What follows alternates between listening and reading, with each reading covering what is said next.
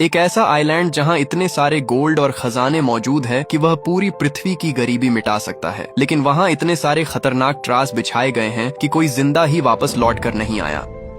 इस एडवेंचरस कहानी की शुरुआत होती है इंडोनेशिया के एक आइलैंड को दिखाते हुए, जहां पर कुछ गैंगस्टर्स की टीम बहुत ही ज्यादा खुश लग रही थी। दरअसल उन्हें फॉरेस्ट के अंदर उन्हें सर्च के दौरान कुछ अनोखी चीजें मिली होती हैं। ये चीजें काफी ज्यादा एंशिएंट थीं, जिनकी ब्लैक मार्केट में बहुत ज्यादा रेट है। इसीलिए वह सब इतने ज्यादा हैप्पी थे कि उन्हें बेचकर वो पैसे कमा सकते हैं। अब इसी चीज का जश्न वो सब मना रहे थे। उन्हीं में से एक आदमी होता है जो साइड में टॉयलेट करने चला गया, लेकिन अब ट्रैवल करते हुए अचानक उसे जमीन पर एक मास्क मिलता है। वो मास्क लोहे का था और इस जमाने में इस तरीके के मास्क का यूज नहीं होता। वह आदमी इस बात पर काफी सोचने लगा कि यहाँ पर यह कैसे आया, और अब वह उसी जगह से थोड़ा आगे बढ़ गया एक्सप्लोर करने के लिए। तभी उसे पहाड़ के बीचों बीच एक छोटी सी सुरंग दिखाई दी। अब उस गैंगस्टर को एकदम से जिज्ञासा हो गई कि अंदर क्या हो सकता है, इसीलिए वह बिना अपने साथियों को इन्फॉर्म किए उस छोटी सी गुफा के अंदर चला गया। उसका मानना था कि यहाँ पर और भी ज्यादा एंशिएंट चीजें मौजूद हो सकती हैं और उन सारी चीजों को वह अकेले ही रखेगा। अब अंदर एंटर करते ही वह आदमी एकदम चौंक गया, क्योंकि भले ही यह गुफा बाहर से छोटी दिखाई देती है, लेकिन अंदर यह बहुत ही ज्यादा बड़ी है। वहाँ पर अलग अलग चैम्बर्स मौजूद थे, जैसे कि इसे किसी ने बनाया है। लेकिन अब इस आदमी को अंदाजा नहीं था कि वह किस गलत जगह पर आ चुका है। अचानक वो आदमी जैसे ही अपना कदम बढ़ाता है, तभी जमीन एकदम से धंसने लगी। लग रहा था कि ठीक उस जगह के नीचे भी एक चैम्बर मौजूद है। उस आदमी का पैर भी नीचे हो चुका था और वह चिल्लाते रह गया, लेकिन ऑब्वियस बात है उसकी मदद करने वाला कोई भी नहीं था। बेचारा उसके अंदर गिरकर सब कुछ एकदम ब्लैंक हो जाता है। वह अनजान सी चीज क्या है, ये थोड़ी देर में पता चल जाएगी। अब इसी तरीके से कई साल बीत जाते हैं और हमें उसी आइलैंड पर कुछ एक्सप्लोरर्स दिखाए गए। उन एक्सप्लोरर्स में तो सोल्जर्स भी शामिल थे। अब देखने से तो लगता है कि ये सब उस खजाने की तलाश में आए हैं जो इस आइलैंड पर सालों से कैद रखा गया है। लेकिन एक्चुअल रियलिटी ये थी कि उन लोगों को बिल्कुल अंदाजा नहीं कि इस आइलैंड पर क्या मिल सकता है। उनमें से बन नाम का एक बिजनेसमैन था जो बहुत अमीर होता है। वो यहाँ पर अपनी गर्लफ्रेंड के साथ सिर्फ इसलिए आया था ताकि वर्ल्ड वॉर 2 के दौरान जो जंग हुई थी, तो जापानीज आर्मी ने यहाँ पर कई सारे बंकर्स बनाए थे। अब ऑब्वियस बात है कि उसके अंदर कई सारी एंशिएंट चीजें हो सकती हैं, और बैन को शौक था कि पुरानी चीजों की कलेक्शन जमा करना। उसने तो एक कैप्टन और कई सोल्जर्स को भी पैसे दिए होते हैं ताकि वह उनकी प्रोटेक्शन करें। जैसे क्या नाम की एक आर्कियोलॉजिस्ट भी उसके साथ होती है जो उन रिसर्च में उसकी मदद करेगी। फिलहाल तो वह सब एक्सप्लोर ही कर रहे थे, क्योंकि उन्हें कुछ मिला नहीं होता। कैप्टन अपने सोल्जर्स के साथ यह पूरा इंश्योर कर रहा था कि वो बेन और उसकी गर्लफ्रेंड को चोट नहीं पहुंचने देंगे। चाहे कुछ भी हो, वो उनकी प्रोटेक्शन करेंगे ही। तो अब सारे सोल्जर्स अपने कैप्टन द्वारा दिए गए कमांड को फॉलो करते हुए अलग अलग डायरेक्शन में जाते हैं। लेकिन तभी अचानक एक जगह से किसी सोल्जर के चिल्लाने की आवाज आई। ये देखकर सभी एकदम चौंक गए और उसे बचाने के लिए आगे बढ़े,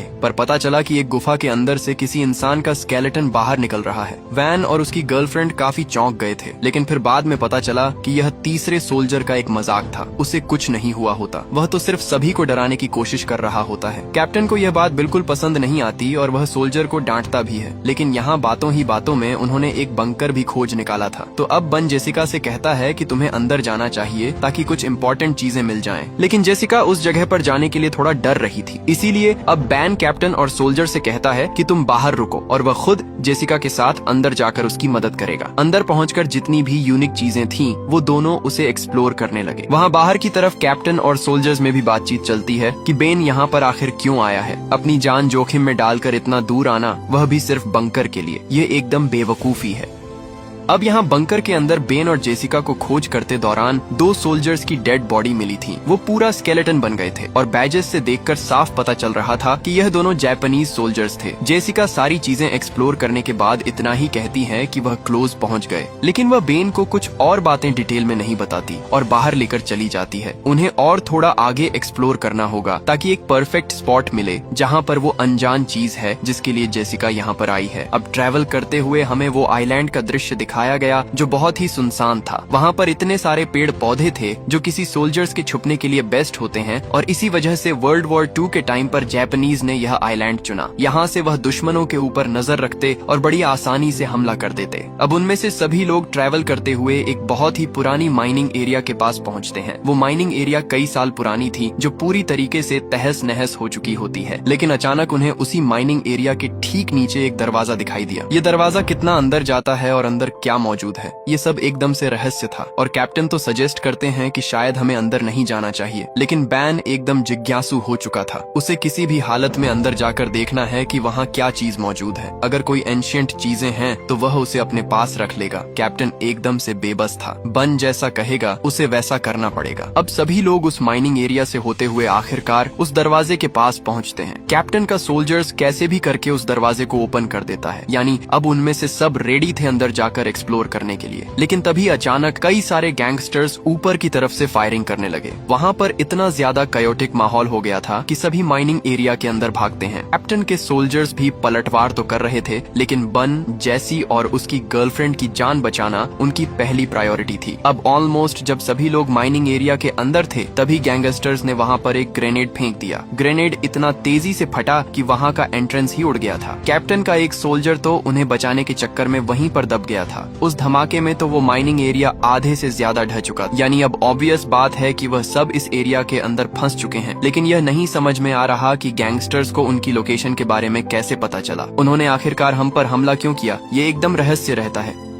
अब थोड़ी देर बाद सभी होश में आते हैं और देखते हैं कि उसके कितने लोग घायल हुए। कैप्टन का एक सोल्जर तो घायल होने के कारण मरने ही वाला होता है, इसीलिए अब सभी लोग ये पूछने लगते हैं कि यह हुआ कैसे। इस मोमेंट पर बहुत सोचने के बाद बैन आखिरकार एक सच्चाई सभी को बता ही देता है। उसने कहा कि कई साल पहले मेरे फादर भी इस आइलैंड पर आए थे और उनका मानना था कि यहाँ बड़े पैमाने पर गोल्ड और खजाने रखे गए हैं, लेकिन आज तक उसे कोई ढूंढ नहीं पाया। इसीलिए यह बात सिर्फ बैन और जेसिका को ही पता थी कि इस आइलैंड पर खजाना है, और यह भी एक रीजन था कि वह सब यहाँ पर आए हैं। बैन अंदाजा लगाता है कि शायद जिन गैंगस्टर्स ने उनके ऊपर हमला किया उन्हें भी इस राज के बारे में पता है और इसी वजह से उन सब की जान खतरे में पड़ गई। अब कैप्टन इस बात पर बहुत गुस्सा होता है क्योंकि यह चीजें बन ने पहले नहीं बताई और अब यह क्योटिक माहौल उसकी वजह से ही क्रिएट हुआ है। कैप्टन को बहुत बुरा लग रहा था कि उसका एक सोल्जर मारा गया और अब कैप्टन ने डिसाइड कर लिया है कि वह अपने लोगों को लेकर यहाँ से जाएगा, चाहे कुछ भी हो जाए वो बन का और साथ इसमें नहीं दे सकता। बन और जैसिका यह बात समझ तो चुके थे, लेकिन वापस जाने का रास्ता बंद हो चुका होता है। वहाँ बड़े बड़े पत्थर गिर चुके हैं, यानी कि उन्हें कोई और वे देखना होगा बाहर निकलने का। कैप्टन और बाकी सोल्जर्स सब आगे बढ़कर चारों तरफ देखने लगते हैं। अचानक उन्हें सामने एक रास्ता दिखाई दिया। अब नोटिस करने पर तो यह गुफा छोटी दिखाई देती है, लेकिन जैसे ही वह उस रास्ते की तरफ बढ़े जो नीचे की तरफ जा रहा था, तब जाकर पता चला कि यह तो सिर्फ इस गुफा की शुरुआत है। अंदर एक बहुत ही बड़ा बंकर बनाया गया था। आखिर वहाँ पर क्या क्या अनोखी चीजें हो सकती हैं, थोड़ी देर में पता चल जाएगा। कैप्टन और सोल्जर्स के पीछे सभी लोग एकदम डर कर आगे बढ़ रहे थे। अब उन सीढ़ियों से उतरने के बाद वह सब एक लकड़ी के पुल पर आ गए। पहले लगा कि यह पुल टूट जाएगा, लेकिन अभी भी एकदम वह स्ट्रांग था। उनके ऊपर पैर रखते ही अचानक वहाँ की लाइट्स ऑन हो गई। कैप्टन सभी को रुकने के लिए कहता है क्योंकि यहाँ पर दुश्मन हो सकते हैं। बड़े बड़े फ्लैग्स भी लगाए गए थे जापानीज गवर्नमेंट के, जो कई साल पहले के होते हैं। लेकिन कैप्टन यह बात नहीं समझ पाता कि अगर यह चीजें कई साल पुरानी है तो फिर ये लाइट्स अपने आप ऑन कैसे हुई। इतने टाइम तक कोई भी जनरेटर सही नहीं हो सकता, यानी जरूर कोई ना कोई उनके ऊपर नजर रख रहा है और इसकी सावधानी उन्हें बरतनी होगी। कैप्टन धीरे धीरे करते हुए आगे बढ़ जाते हैं और उस लकड़ी के पुल को क्रॉस कर देते हैं। अब अचानक उनकी टीम एक ऐसी चैम्बर में पहुंच गई जो किसी स्टोर रूम जैसा था। वहाँ पर कई सारी दवाइयाँ रखी गई थी और मास्क भी होते हैं जो कि नॉर्मल वर्कर्स नहीं पहन सकते। वो किसी वैज्ञानिक या फिर एक्सपेरिमेंट का हिस्सा लग रहा होता है। थोड़ी जांच और करने पर उन्हें फोटोग्राफ्स के साथ साथ डॉक्यूमेंट्स भी मिले उन एक्सपेरिमेंट के, जो कि जापानीज गवर्नमेंट उन लोगों के साथ करती थी जो पकड़े जाते थे, यानी उनके ऊपर अलग टाइप के एक्सपेरिमेंट और टॉर्चर करना। एक तरीके से देखा जाए तो उन लोगों को वहाँ सारे डॉक्यूमेंट्स मिल गए थे जो कि जापानीज गवर्नमेंट वर्ल्ड वॉर 2 के दौरान करती थी। उनका पूरा प्लान, वो कैसे हमला करने वाले हैं और आगे क्या करेगी। यहाँ पर कैप्टन को इन चीजों के ऊपर बिल्कुल भरोसा नहीं होता। वो ये बिल्कुल बिलीव नहीं कर पा रहा था कि जापानी सोल्जर्स इस जगह का यूज करेंगे इतना बड़ा खजाना छुपाने के लिए। उसने तो यही कह दिया कि शायद ये पूरी इन्फॉर्मेशन गलत है और उसमें वो बैन और जेसिका का साथ बिल्कुल नहीं देगा। अब हमें एक और सोल्जर दिखाया गया जो अपने कैप्टन के कहे गए अनुसार वहाँ पर ध्यान रख रहा होता है। तभी अचानक वह सोल्जर्स महसूस कर पा रहा था कि उसके ठीक पीछे कोई तो खड़ा हुआ है। वह जो कोई भी था उसने मास्क पहना था और अजीब हरकतें करता है, पर जैसे ही उस सोल्जर ने पीछे मुड़कर देखा तब वह वहाँ से गायब हो गया। वो जो भी था, इससे इतना तो क्लियर हो गया है कि इस पूरे गुफा के अंदर वह सब अकेले नहीं है। अब यहाँ धीरे धीरे उन सोल्जर्स के बीच टेंशन बढ़ रही थी और काफी मनमुटाव होने लगा। सभी जानना चाहते थे कि आखिर ये कौन सी जगह है और जो खजाने की बात वह कर रहे हैं वह सच भी है कि नहीं। तब जाकर जेसिका बन की तरफ देखते हुए सारी सच्चाई बताने के लिए कहती है। हालांकि बेन अभी भी कुछ रिवील नहीं करना चाहता था, लेकिन जेसिका कैप्टन और सोल्जर्स से सब सच कहती है कि यह पूरी जगह कोई माइनिंग एरिया नहीं है। ये पहले हॉस्पिटल हुआ करता था जिस पर जापानीज गवर्नमेंट ने कब्जा कर लिया और फिर इस जगह को एक एक्सपेरिमेंटल लैब बना दी। यहाँ वो दुश्मनी सोल्जर्स को पकड़कर उनके ऊपर एक्सपेरिमेंट करते, ऐसे एक्सपेरिमेंट जिससे इंसान किसी दूसरे प्रजाति में कन्वर्ट हो जाए। वो इंसान तो रहेंगे लेकिन किसी दूसरे के कंट्रोल में। इस बात का प्रूफ तो उन सारे फोटोज और डॉक्यूमेंट से तो हो ही जाता है, पर बात रही गोल्ड की जिस पर कैप्टन भरोसा नहीं करते, उसका कोई भी प्रूफ नहीं होता। जेसिका भी कहती है कि हमारे पास कंप्लीट इन्फॉर्मेशन नहीं है, लेकिन इतना क्लियर है कि वो खजाना यहीं पर है। अब खजाने और गोल्ड की बात करते हुए बाकी सोल्जर्स थोड़ा लालच में पड़ जाते हैं। उन्हें भी गोल्ड चाहिए था और अपनी लाइफ में उन्हें काफी पैसे चाहिए थे, इसीलिए कुछ सोल्जर्स तो उस खजाने के बारे में पूछते हैं और वह इंटरेस्टेड लगते हैं। कैप्टन इस बात से ऑब्वियसली अपने सोल्जर से नाराज था, लेकिन फिलहाल उनका एक सोल्जर बहुत घायल पड़ा हुआ होता है। उसकी देखरेख चल रही थी और पता नहीं वह कब तक जिंदा रहेगा। कैप्टन ने अपने सोल्जर से साफ कहा कि हम आगे जाकर बाहर निकलने का रास्ता ढूंढते हैं, न कि और ज्यादा अंदर जाना गोल्ड को ढूंढने के चक्कर में। कैप्टन अपने साथ एक सोल्जर ले लेता है और बाकियों को उसी स्टोर रूम के अंदर रुकने के लिए कहता है। ये इसलिए ताकि कोई खतरे में ना पड़े। लेकिन यहाँ बन को ये एक्सेप्टेड नहीं था, क्योंकि वो चाहता है कि पूरा खजाना वो सबसे पहले ढूंढे और उस खजाने और गोल्ड के ऊपर हक उसका हो। पर अब इन सारी चीजों के बीच जॉन नाम का वो सोल्जर जो घायल पड़ा हुआ था, उसके साथ कैप्टन और जेसिका रुकने का डिसाइड करते हैं और बाकी सोल्जर्स के साथ बन और उसकी गर्लफ्रेंड साथ चल पड़े थे, क्योंकि बेन का मेन मोटिव यहाँ से बाहर निकलना नहीं, सबसे पहले खजाना ढूंढना था। उसने तो इस मिशन के ऊपर इतने लाखों डॉलर अप्लाई किए हैं, तो उसका प्रॉफिट तो उसे होना ही चाहिए। वह सब सोल्जर्स की मदद से लगातार आगे बढ़ते चले गए। अब यहाँ घायल पड़े हुए सोल्जर जॉन के पास कैप्टन जेसिका से कुछ बातें करता है। कैप्टन ने जेसिका को अपनी लाइफ के बारे में बताया कि कैसे वह पहले सेल्फिश था। सेना में होने के बावजूद भी वह सिर्फ अपने बारे में सोचता। उसने अपनी जिंदगी में कई सारी लड़ाइयाँ लड़ी और कई लोगों को मारा, लेकिन कुछ टाइम बाद उसने यह सब क्विट कर दिया। तब से लेकर आज तक उसने किसी की भी जान नहीं ली है। जेसिका कैप्टन की कहानी सुनकर काफी भावुक हो जाती है, पर वहाँ बन और बाकी सोल्जर्स एक ऐसी जगह पर पहुँच गए जहाँ नीचे की तरफ कई सारी लोहे की जालियां लगी थी। देखकर लगता है कि वो एक अलग ही कमरा है जिसमें डिफरेंट चीजें की जाती हैं। बन को तो नीचे की तरफ एक हेलमेट भी मिला जिस पर यूएस आर्मी के बारे में लिखा था, यानी ऑब्वियस है यहाँ पर यूएस सोल्जर्स जरूर आए होंगे। सोल्जर्स प्रोटेक्ट करते हुए जब थोड़ा और अंदर जाते हैं तो उन्हें एक्सपेरिमेंट वाली चीजें मिली जो ऑब्वियसली किसी इंसानों के ऊपर करते थे, यानी जेसिका की कही गई बात एकदम सच है। जहाँ पकड़े गए कैदियों के ऊपर टॉर्चर और एक्सपेरिमेंट किए जाते हैं। इनफैक्ट इतना ही नहीं, उन्हें तो बड़े बड़े जार्स दिखाई देते हैं जिसके अंदर इंसानों के कटे गए बॉडी पार्ट्स रखे गए थे। ये इतने ज्यादा घिनौने थे कि कोई उसे देखकर उल्टी कर दे। बन तो अपनी गर्लफ्रेंड के साथ उस पूरी जगह को और भी ज्यादा एक्सप्लोर करने लगता है। भले यह डरावना था, लेकिन उसे खजाना ढूंढना है। अब यहाँ जॉन नाम के उस सोल्जर जो कि बहुत ज्यादा घायल था, ग्रेनेड हमले में उसे जमीन पर कुछ हिलता हुआ दिखाई देता है। वो जब नोटिस कर रहा था तो ऐसा लगता है कि कोई जमीन में उसे खींच रहा है। अब जैसे ही वह उसे देखने गया तो पता चला कि वह जमीन के अंदर गिरने लगा है, सेम उसी तरीके से जैसा कहानी की शुरुआत में वो गैंगस्टर गिरा था। किसी ने जॉन नाम के उस सोल्जर को मिट्टी के अंदर से ही खींच लिया। कैप्टन और जेसिका जैसे ही यह नोटिस करते हैं, वह तुरंत ही उसे पकड़ने के लिए गए। उस गड्ढे के अंदर वह जल्द से जल्द खोदने लगे ताकि जॉन को बचाया जा सके। जैसे तैसे वह अंदर तो पहुंचते हैं, लेकिन जॉन मर चुका था। उसका पूरा शरीर एकदम गलने लगा होता है, जैसे किसी ने उसकी बॉडी पर एसिड डाल दिया हो। ध्यान से देखने पर वहाँ इंसानों के कई सारे स्केलेटन्स मौजूद थे, यानी उस गुफा के अंदर कोई तो है जो लोगों को मार रहा है और उन्हें बहुत बुरी तरीके से खा जाता है। जेसिका के तो होश उड़ गए थे। यहाँ कैप्टन और जेसिका अपने आप को संभाल ही रहे थे, तभी अचानक उनके ऊपर हमला हुआ। किसी ने दोनों को मारकर बेहोश कर दिया था।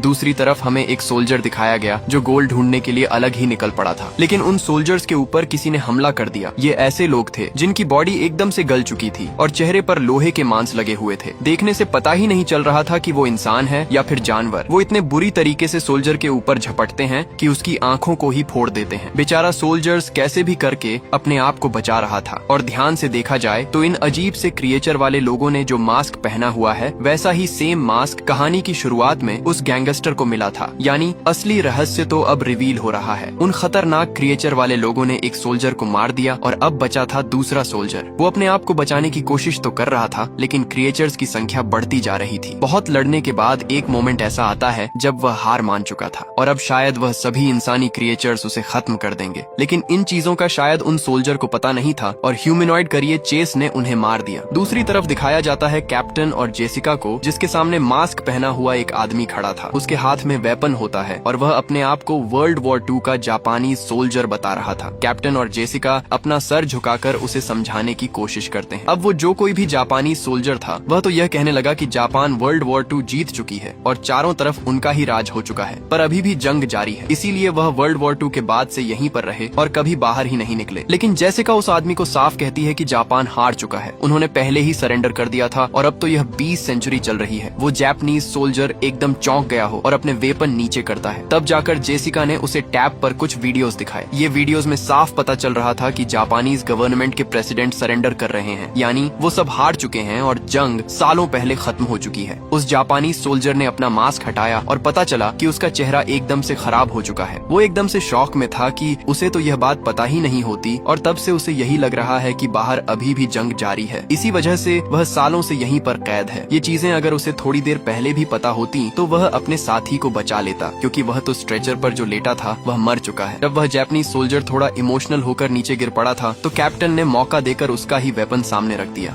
यह इसलिए क्योंकि उसके साथ डील करना खतरनाक हो सकता है। कैप्टन और जेसिका पूरी कोशिश कर रहे थे कि वो उस अनजान सोल्जर से सब कुछ उगलवा लें। उन्होंने पूछना स्टार्ट कर दिया कि तुम्हारी ऐसी हालत कैसे हुई और इतने सालों बाद भी तुम कैसे जिंदा हो यहाँ पर। तब जाकर सोल्जर बताता है कि जापानीज वैज्ञानिकों ने जो इंजेक्शन और जो एक्सपेरिमेंट उनके ऊपर किए थे ये उसका नतीजा है, यानी उन सोल्जर्स की टीम के ऊपर अलग अलग एक्सपेरिमेंट कराए गए और ये सारी चीजें ये बोलकर होती हैं कि तुम कभी बूढ़े नहीं होगी, तुम्हारी जवानी हमेशा बरकरार रहेगी। वैज्ञानिकों ने तो बाहर जाने का रास्ता भी बंद कर दिया था और जो बचे हुए एक आध रास्ते थे वह सिर्फ उन्हें ही पता था। यह बात सुनने पर जेसिका और कैप्टन काफी शॉक में हो गए, पर वह सोल्जर बताता है कि जापानीज वैज्ञानिक यहीं पर नहीं रुके, वह अपने एक्सपेरिमेंट को नेक्स्ट लेवल तक लेकर जाना चाहते थे, इसीलिए उन्होंने हम सभी को यहाँ पर कैद किया और अलग अलग इंजेक्शन देने लगे। इस इंजेक्शन से वह एक्चुअली यह चाहते थे कि सभी सोल्जर्स एक ऐसी आर्मी बना लें जो कभी भी नहीं मरती हो और उनके लिए काम करें, यानी जापान के लिए ऐसे सोल्जर्स जो डेड हैं लेकिन अपने दुश्मन को बहुत बुरी तरीके से चोट पहुंचा सकते हैं। ना ही इन्हें कोई मार सकता है बल्कि यह कुछ टाइम बाद वापस जिंदा हो जाएंगे। उस जापानी सोल्जर ने तो एक डार्क रियलिटी जापान के बारे में सब बता दी थी, यानी कि ऐसी सेना जो पूरे देशों पर अपने आप ही कब्जा कर ले। कैप्टन और जेसिका टेंशन में आकर उससे बाहर निकलने का रास्ता पूछते हैं। उस भयानक सोल्जर ने कहा कि पहला रास्ता ढक चुका है, एक और रास्ता है, लेकिन वहाँ पर जाना खतरे से खाली नहीं होगा।